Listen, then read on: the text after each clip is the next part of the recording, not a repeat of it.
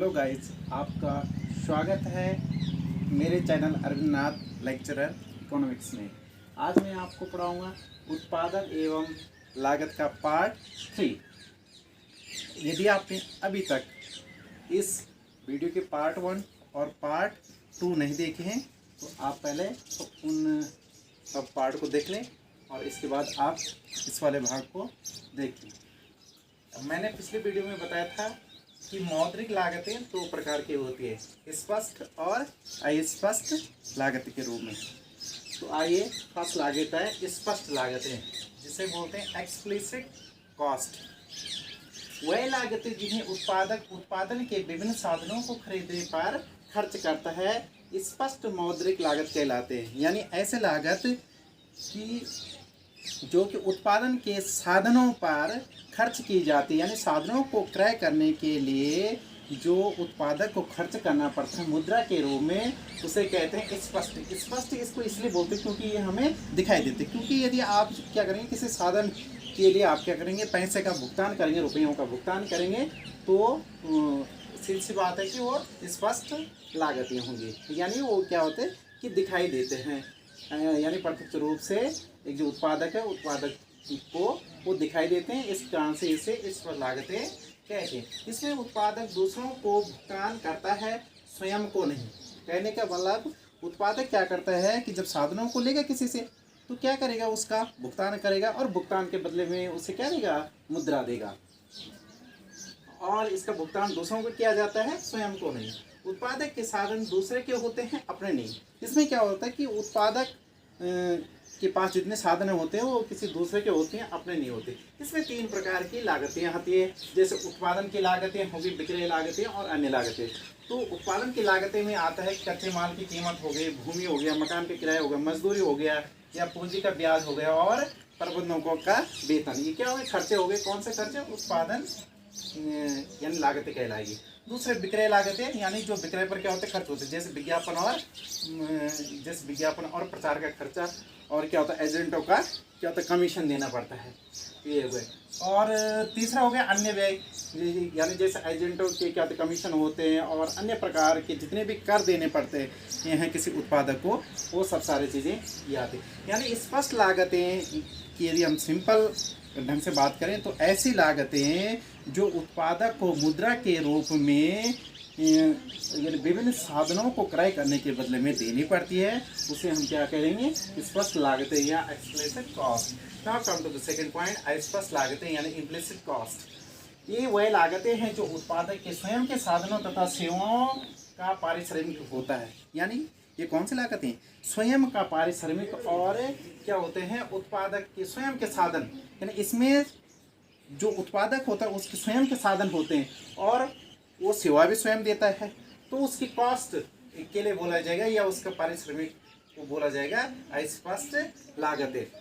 इसमें क्या होता है कि उत्पादक अपने पास से भूमि, पूंजी, श्रम प्रबंधन इत्यादि लगाता है। इसकी लागत उस राशि के बराबर होती है जो उसे उस व्यक्ति के भुगतान, जो उसे उस स्थिति में भुगतान करना पड़ता है जब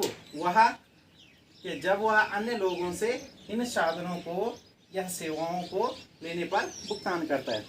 माना कि कोई क्या कि होटल है, जैसे किसी का क्या अपना होटल है, और यदि वह क्या करता है, यदि वह स्वयं क्या करता है, प्रबंधक का भी क्या करता है, मतलब काम करता है, तो माना जाएगा कि जितने रुपए उसने क्या करने थे प्रबंधक को देने थे, उतने रुपए वह स्वयं ले रहा है।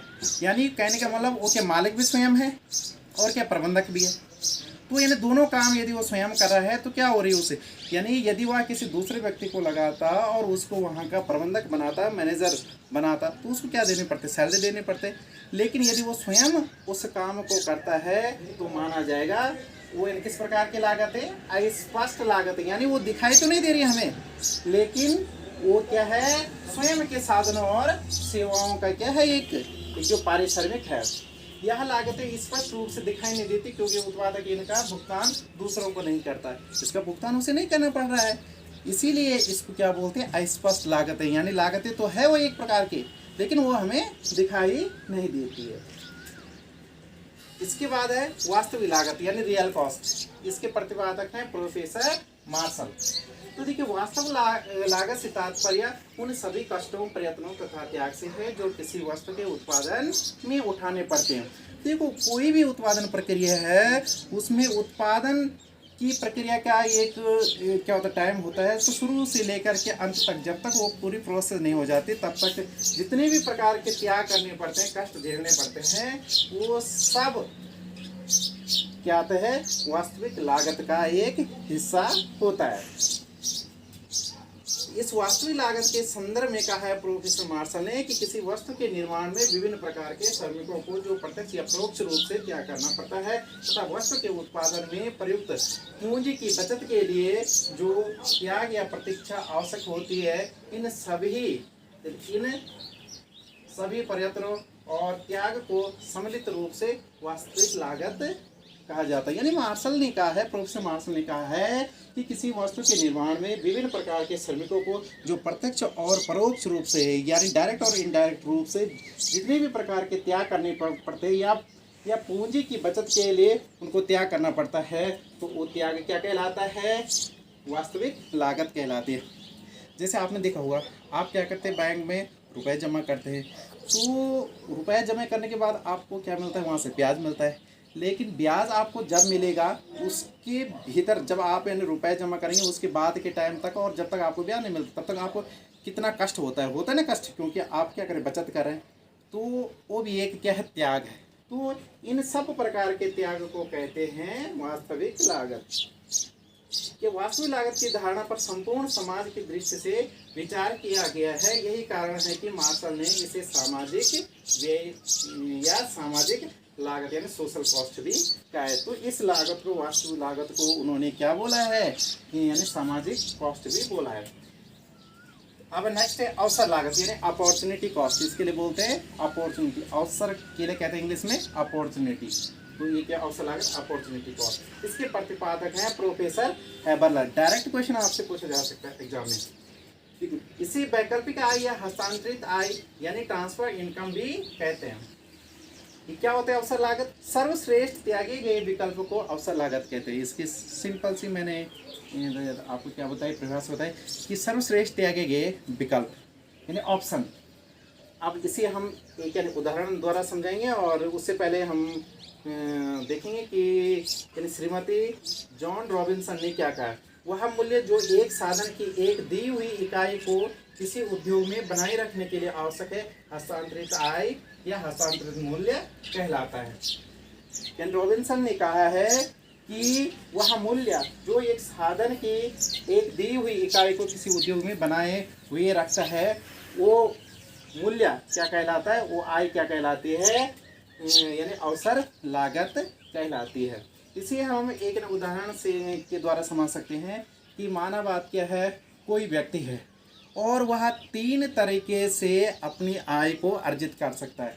एक तो क्या है? चपरासी के रूप में, यदि उसे प्रतिमाह 10,000 रुपये यानी मासिक क्या मिलता है? मानदेय मिलता है, सैलरी मिलती है। और यदि उसे जो है क्लर्क के रूप में 20,000 रुपये वह व्यक्ति क्या कर सकता है? इनकम को मतलब गेन कर सकता है। और तीसरा है यदि वह अध्यापक बनता है तो माना कि वह जो 50,000 रुपये प्रति माह जो कमा सकता है, तो उस व्यक्ति के पास यानी उस अमुक व्यक्ति के पास 3 प्रकार के ऑप्शन है कि वह क्या बने। वह चपरासी बन सकता है, वह क्लर्क बन सकता है, वह अध्यापक जो बन सकता है। तो सीधी सी बात है जिससे उसको अधिकतम संतुष्टि मिलेगी। तो अधिकतम संतुष्टि उसको किससे मिलेगी? यानी अध्यापक से मिलेगी, क्योंकि इससे वह अधिक रुपए कमा रहे हैं, 50,000 रुपये। लेकिन इस 50,000 रुपये ठीक है, ये तो वो चूज करेगा क्या? अध्यापक की नौकरी। लेकिन इसके लिए उसे कौन सा सर्वश्रेष्ठ विकल्प को त्याग करना पड़ रहा है? तो बताइए कौन सा करना पड़ रहा है? तो एक विकल्प है उसके पास 10,000 छोड़ेगा वो, और या तो वह 20,000 को छोड़ना चाहिए। तो बता किसको छोड़ेगा?